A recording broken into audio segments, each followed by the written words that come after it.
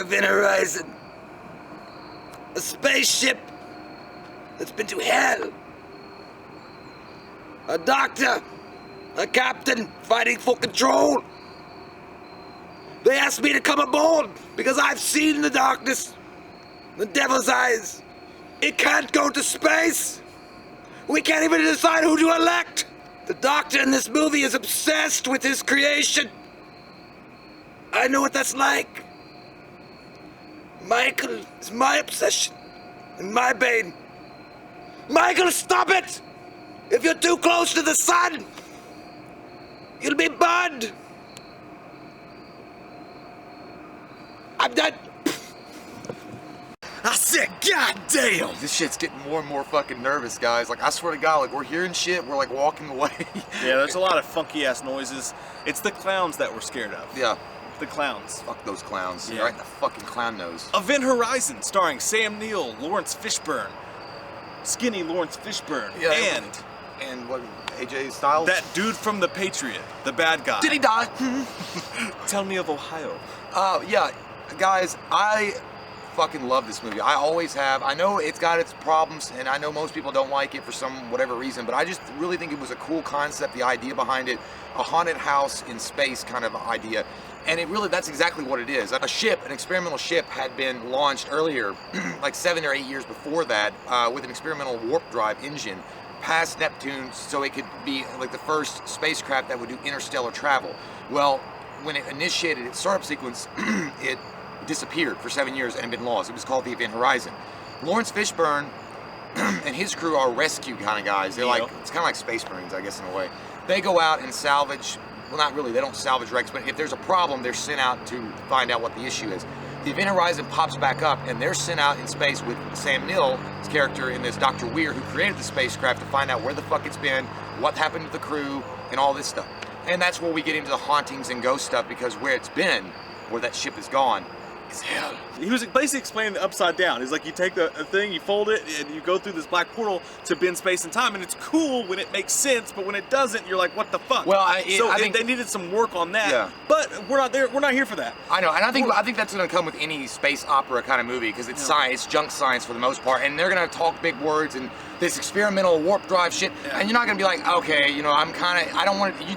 But I think they balance it pretty well by not going so far into sci-fi it loses people. They definitely didn't go the fucking interstellar route and have it all be. But then show McConaughey crying for 10 minutes. You've heard the position of a guy going out to a married guy or something, going to a bar, and it's like, don't cheat, man. Just go home and jerk off instead. No. This movie is basically, instead of going to see Alien, you just went home and jerked off instead. Okay. It still has the finish. It's definitely there. It still has the finish. It feels it's just good. not made with the same quality. There's some fucking shitty, choppy editing, and there's some cornballisms to it. Like the crew doesn't mesh the same way. Everything's off. Back the fuck up.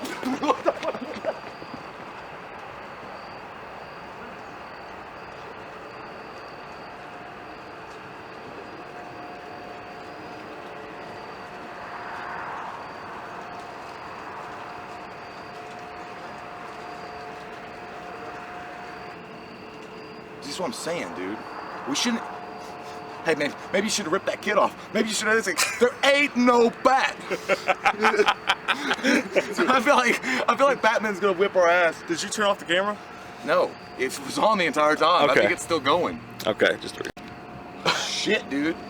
That's scary as fuck, bro. Don't Okay. talk shit about Event Horizon. I know. So what I'm saying, there's a bad editing problems with this movie. It's got a slew of shit. But if you're a guy like me, and you're scared of the fucking rain and wind, no, if you're a guy and you don't need something to be perfect, you can just sit back and enjoy a fucking lighting a fucking turd on fire and watching the little shitty fireworks go, then this movie's for you. There's a lot of fun shit and good horror elements in it. So fuck, if you like B horror movies and you like shit that's not exactly perfect and not fucking operatic quality, fucking you like it. I wouldn't call it a B horror movie necessarily, because no, it's not. I'm just saying if you like, yeah, there is a budget to it, and like I said, yeah, you know, I agree with your points on certain things about it for sure.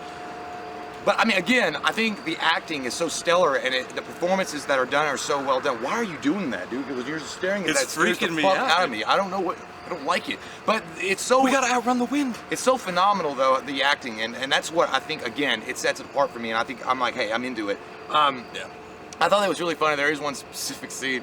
I don't know why I do it, just because it's Lawrence Fishburne, I guess. But when Sam Neill, he's like, get on the ship, doctor, or you'll find yourself walking home. And he's like, I am home. And then he goes into the shadow. But no, I felt like when the captain, when Lawrence Fishburne looks back at him, he's like, he disappears in the dark. He should have been. He's beginning to believe. I see these visions, and when those visions pop, I really thought those looked like Hellraiser kind of visions because there's like a pipe going through their face. And another cool scene is when they actually clean up the CD of the last crew, and you see what they did. They like cannibalized each other, and they were eating boobies and like eating, they were eating uncooked chicken noodle soup.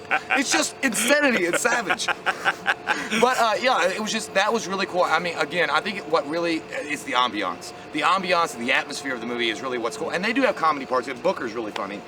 The dude they blow, he's like, here I come, motherfucker! Yeah, he's funny, but he's also not funny. Like, he's funny in like it really kind of feels like a John Carpenter movie at certain points. Like something like Ghost to Mars and shit like that. But no, there's actual pure terror moments in this. There's stuff in it when it's scary, it's fucking scary. Sam Neill, where he goes fucking Jeepers Creepers and his eyes are all fucked up, he scared me, man. And they did the same thing, and they ended up doing the same thing in Sunshine, whereas, okay, the one dude turns on everybody and it becomes kind of a slasher thing.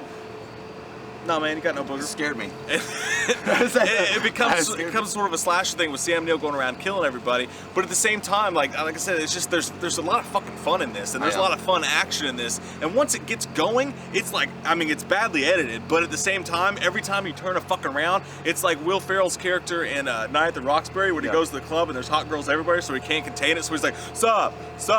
It's hottie overload. Like, yeah, everywhere you fucking look, every time they turn around in this movie, there's some batshit crazy scene happening, and it's just bad but good fun, and it's a fucking fun horror movie. I thought the ending was a little bit too much.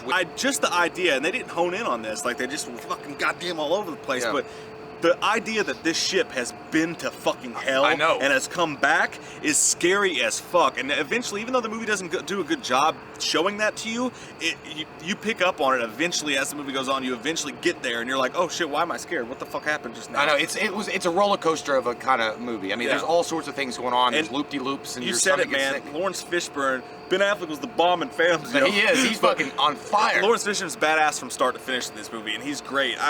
They failed on some of the camaraderie and some of the the crew talking at the dinner table. I mean, it's a straight rip from Alien, but still, who gives a fuck? That's just a weird thing. I give it a 7. I think it's a fun fucking movie. I thought the music was pretty good too. Dope. The orchestra was great in it. So and fucking Sam Neill, definitely. So this Lawrence Fishburne, they're both underrated. It's a recommended movie for sure for a Halloween buff, for anybody that loves horror movies and space movies. So I mean, definitely recommend movie. But not if you take your movie watching too seriously. If you just want something that you can eat some popcorn and be like, oh fuck, mom, then this is for you. Okay. Where do you live? Oh, Mom. Fuck, Mom. Mom, the meatloaf. You know what I feel like because of these candles? I'm getting mystified by this, but I also feel like we should have Jim Morrison on the doors. Come on, baby, like my vibe. And then have on the bottom, 1-800. Tell us your secrets. Oh, man, I wish we could have put that effect up. That would be fucking badass. But anyway, so yeah. What did you guys think? Rate, comment, say you liked it, you loved it, you fucking hate me, you hate Mike, you love the candle setup, you think we're pussies for running away from clowns? What's your favorite fucking horror and space movie? That's gotta be, this one's up there, but Aliens has gotta be like, Alien, the first Alien. Comment down below, let us fucking know. With our fucking faces, if you're new to the channel, click that subscribe button and get some goddamn wham up in Later, dudes. It's Tuesday, my dudes.